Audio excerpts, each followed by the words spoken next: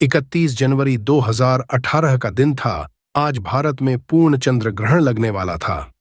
दिन भर से सूतक तो लगा हुआ ही था। सभी बोल रहे थे कि प्रथा के अनुसार घर से बाहर मत निकलना। वैसे भी इस बार ग्रहण कर्क राशि पर लग रहा था और राशि के नाम से मेरी राशि में वैसे ही नकारात्मक ही लिखा था। दिन भर मैं घर पर ही था, लैपटॉप पर टाइम पास कर रहा था। सुबह के 11 बजे से फिल्म देखते हुए और गेम खेलते हुए दिन कैसे बीत गया पता ही नहीं चला। यही कुछ शाम के 5 बजे हो गए, राहुल का फोन आया। राहुल और मैं पिछले महीने मिले थे, हम लोग साथ में शॉर्ट फिल्म बनाते हैं। उसके इस हुनर को देखकर ही मैंने एक टीम बनाई, इसी के जरिए हमारी दोस्ती हुई थी। राहुल ने कहा, हम लोग फोटो शूट करने के लिए धर्म टेकड़ी आए हैं, तुम आ रहे हो क्या? मैंने कहा, अभी आना है क्या? तो उसने कहा, आराम से आ जाना, हम लोग शाम तक यहीं हैं। मैंने पूछा, शाम तक क्या शूट कर रहे हो? राहुल ने कहा, हम लोग मून शूट करने आए हैं और ग्रहण का पूरा शूट करेंगे रात तक। मैंने कहा, ठीक है, मैं आता हूं, आकर फोन लगाऊंगा, कहकर मैंने फोन रख दिया। लैपटॉप में मूवी देखने में मैं कुछ ज्यादा ही व्यस्त था। कुछ देर बाद मेरा मन हुआ कि अब जाऊं, लेकिन अब काफी समय बीत गया था। रात के 8:30 बज गए थे। दिन भर से बैठे हुए मेरा सर भी दुखने लगा था। अब ख्याल आया कि राहुल से पूछता तो हूं कहां पर है। फोन लगाया तो राहुल ने कहा, हम लोग यहीं पर हैं, अभी तो 1 घंटे यहीं पर रहेंगे, आ जाओ। मन तो नहीं था, पर राहुल का घर शहर के दूसरे कोने चंदनगांव में था और मेरा दूसरे कोने में। इस वक्त राहुल जिस जगह पर था वह मेरे घर से बहुत ही नजदीकी पर थी। धर्म टेकड़ी शहर की वह ऊंची जगह में से है जहां से सारा शहर दिखाई देता है। रात होने पर तो नजारा और भी सुंदर हो जाता है। चारों तरफ चमचमाती लाइटों से जगमगाता शहर, मानो आसमान में तारों को उलटे सर जगमगाते देख रहे हों। बहुत ही सुंदर नजारा होता है। मैं निकल पड़ा। जैसे ही धर्म टेकड़ी के गेट पर पहुंचा तो देखा वहां तो ताला लगा हुआ था। एक मन हुआ कि गेट कूद कर चला जाऊं। फिर सोचा, जब ताला लगा हुआ है तो वो लोग कैसे गए हो गए? यह सोचकर मैं रुक गया। मैं मुड़ा ही था कि उतने में आवाज आई। एक आदमी गेट के अंदर खड़ा हुआ फोन पर बातें कर रहा था। मैं मुड़ा और उसकी बात खत्म होने का इंतजार करने लगा। बात खत्म होते ही मैंने उससे कहा, भैया ये गेट क्यों बंद है? उसने उत्तर दिया, गेट शाम को ही बंद हो जाता है, एसीपी के आदेश हैं 7 बजे बंद करने के। मेरी नजर तभी एक बोर्ड पर पड़ी जिस पर यह लिखा हुआ था, पर मैंने उसे तवज्जो न देते हुए कहा, भैया मेरे दोस्त ऊपर ही हैं, अभी आज ग्रहण का शूट कर रहे हैं, मुझे आने में जरा देर हो गई, चले जाने दो। उसने कहा, नहीं आदेश है। तो मैंने कहा, मैं गेट कूद कर चले जाऊं क्या? तो उसने कहा, नहीं, कैमरे लगे हुए हैं और आदेश भी है, मैं गेट नहीं खोल सकता। या फिर आप साहब से बात कर लो, वो कहे तो मैं जाने दूंगा। इतना ही कहना हुआ था कि उसने किसी को फोन लगाया और बात करके मेरे विषय में इस बात की चर्चा करने लगा। बात से तो लग रहा था कि वो एसपी से ही बात कर रहा था।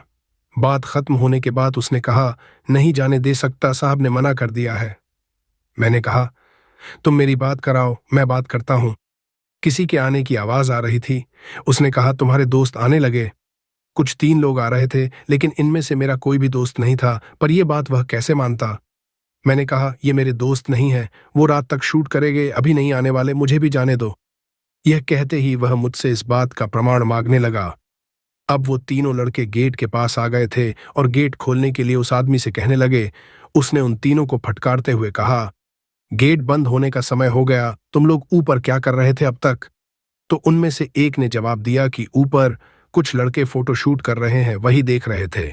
अब मुझे साबित करने के लिए कुछ कहने की जरूरत नहीं थी। उन लोगों को बाहर जाने के लिए उसे गेट खोलना ही पड़ा।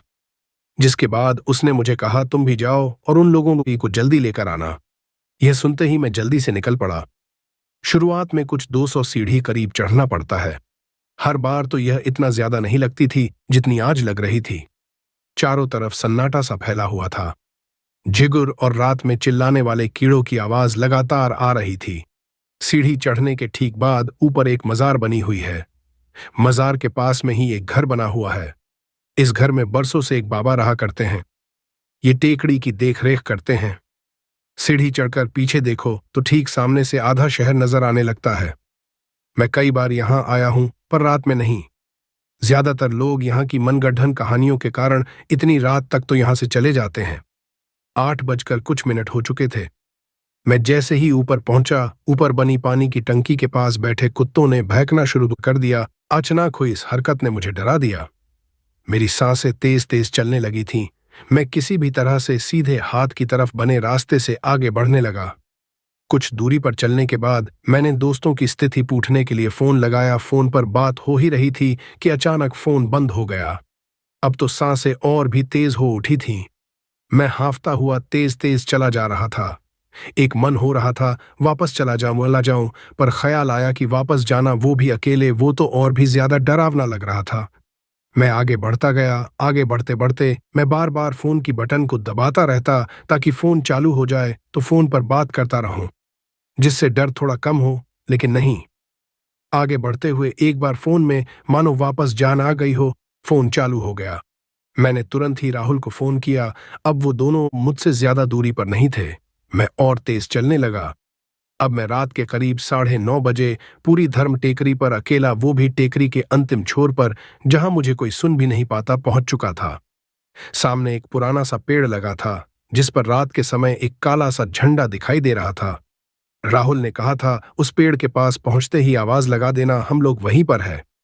पहुंच तो मैं गया था, पर आवाज लगाने की हिम्मत नहीं थी उस समय।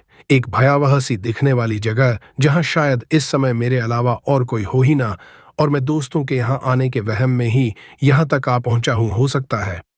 ठंड का मौसम तो था ही, खैर मैंने भी गर्म कपड़े पहने थे, लेकिन अचानक ठंड और ज्यादा बढ़ गई हो ऐसा लगने लगा था। मैंने बिना देरी किए राहुल को फोन किया। राहुल ने फोन उठाया। हाँ भाई, कहाँ हो? मैंने कहा, जहां तुमने कहा था, आखिरी में जिस पेड़ पर झंडा लगा है उसके पास ही हो तुम दोनों, बस वहीं आ गया हूं। राहुल ने कहा, हाँ हम लोग वहीं हैं, तुम उस पेड़ के पास से थोड़ा नीचे उतर आओ। अब फोन कट गया था। मैं पेड़ के पास पहुंचा तो देखा सीधी ढलान थी। आवाज आई, हम यहीं हैं। मैं और आगे बढ़ा। अचानक पीछे किसी के खड़े रहने का एहसास हुआ। मैं घबराकर तेजी से पलटा। एक काले रंग के कपड़ों में, सफेद बिखरे बालों वाला, कुबड़ निकला हुए, आंखें नीली आग की जलती लौ जैसी, गले में लाल काले रंग की माला जिसमें इंसानी खोपड़ी बनी थी, हाथ में लकड़ी। मेरी सांस थमी की थमी रह गई। आंखें मानो थी ही नहीं, एकदम से सब कुछ काला सा दिखने लगा हो। उस अजीब से प्रेत ने मुझे पलटते ही उस पहाड़ से धकेल दिया। मैं पत्थरों से टकराता नीचे गिर रहा था। जगह जगह पर चोट लग चुकी थी। नीचे पहुंचते हुए तो लगभग जिंदा बचता ही नहीं, पर जैसे ही नीचे गिरा और लुढ़कना बंद हुआ, कुछ लोग दौड़ते हुए मुझे उठाने आ गए। 2-3 लोग मेरे कपड़े साफ करने लगे। एक मोटी सी आंटी, मानो जानी पहचानी सी लग रही थी, पूछने लगी, बेटा कहीं लगी तो नहीं? मैंने जैसे ही सर पर हाथ रखा तो पत्थरों से टकराकर जो मेरे सर पर चोट लगी थी, तेजी से खून बह रहा था। सब कुछ ऐसे गायब हो गया था मानो 1000 फीट की ऊंचाई से मुझे लिफ्ट से उतारा गया हो। मैं घबराकर ऊपर की ओर, जहां से उस प्रेत ने मुझे धक्का दिया था, वहां देखते हुए बोला, उसने मुझे धक्का दिया है। ठीक उसी जगह वो प्रेत अब भी वही खड़ा था। मेरी सांसें फिर रुक सी गईं। मैं जोरों से हांफने लगा और आसपास खड़े लोगों से कहने लगा, वो देखो वहां भूत है, वहां भूत है। सभी मेरी तरफ देखकर हंसने लगे। मैं उन लोगों की तरफ बहुत गंभीर रूप से देखने लगा। इसी बीच मेरी नजर उस जानी पहचानी आंटी की तरफ पड़ती है। उनके पैरों के पास हूबहू मेरी शक्ल का लहूलुहान, अरे हूबहू मेरी शक्ल का नहीं, मैं ही तो पड़ा हुआ था। वो आंटी का हंसता हुआ चेहरा और डरावना लगने लगा था। उनके दांत अचानक बढ़ने लगे थे। अरे ये तो वही पड़ोस वाली आंटी थी जो पिछले साथ खत्म हो गई थी, और ये दोनों जो मेरे पास खड़े होकर मुझे उठाने आए थे, ये भी तो कुछ साल पहले मर चुके थे। मैं बहुत ज्यादा डरा हुआ महसूस कर रहा था। मेरे हाथ पैर कांपने लगे थे। आंखों में आंसू आने लगे थे। मेरे इर्द गिर्द खड़े वह तीनों लोग मुझे रोता देख और जोर जोर से हंसने लगे थे। अब मैं रोते हुए अपने चेहरे पर हाथ रखकर वहीं बैठ गया। उतने में एक आवाज आई, हम लोग इस तरफ है। मैंने आंखें खोला तो मैं उस पेड़ के पास खड़ा हुआ था जहां पर राहुल ने मुझे बुलाया था और जहां से मैं नीचे उतर रहा था। मेरे सामने सीधी ढलान थी। उसी ढलान से लगी एक समतल जगह थी जहां एक लंबे से ट्राइपॉड पर एक कैमरा लगा हुआ था। उस कैमरे के पास अंधेरे में 2 काले से लोग खड़े दिखाई दे रहे थे, जिसमें से एक मुझे हाथ दिखाकर बुला रहा था। वह राहुल सा दिखाई दे रहा था। उसने अब अपने फोन की टार्च चालू किया और कहा, वहां से देखकर आना। आते समय मैं फिसल गया था वहां। अब उसने मुझे टार्च से उजाला कर रास्ता दिखाया। आखिरकार मैं उस जगह पर पहुंच गया था जहां पर वो दोनों ग्रहण के चांद की शूटिंग कर रहे थे।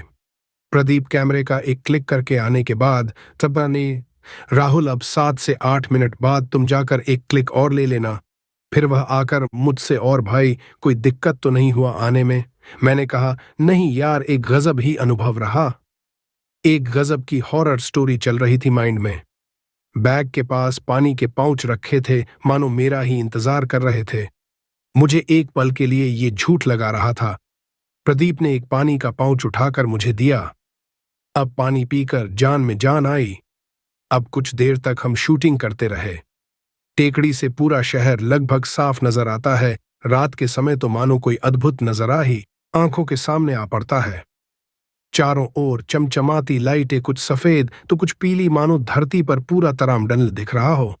अब जैसे ही ग्रहण हटा, हम भी कैमरा पैक कर वहां से घर की ओर चल पड़े। और इस तरह की रहा जनवरी 2018 की वह पूर्ण चंद्र ग्रहण वाली रात की कहानी, जो कि शायद ही कभी भुलाई जाएगी।